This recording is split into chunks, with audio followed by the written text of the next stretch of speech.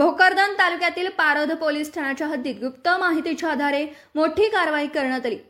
पोलिसांना मिळालेल्या माहितीनुसार पारध येथील रईस बुरा तडवी राहणार पारध याच्याकडून 48 सीलबंद बाटल्या एकूण किंमत 2880 इतका मुद्देमाल जप्त करण्यात आला।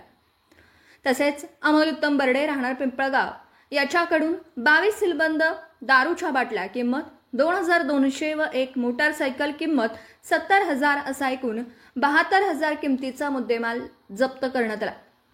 दोनही आरोपींकडून मिळून एकूण 75,080 किमतीचा माल हस्तगत करण्यात आला असून त्यांच्या विरुद्ध गुन्हा नंबर 257-25 व 258-25 प्रमाणे कलम 65 महाराष्ट्र दारूबंदी अधिनियमांतर्गत गुन्हा दाखल करण्यात आला।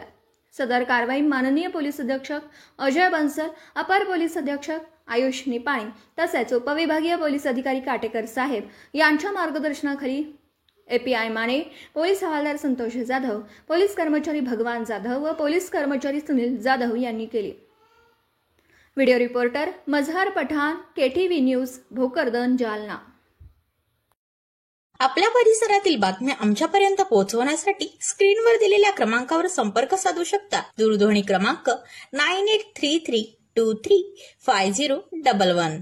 त्याचप्रमाणे अधिक माहितीसाठी स्क्रीनवर दिलेल्या केटीव्ही न्यूजच्या ईमेल आयडी वर देखील संपर्क करता येईल।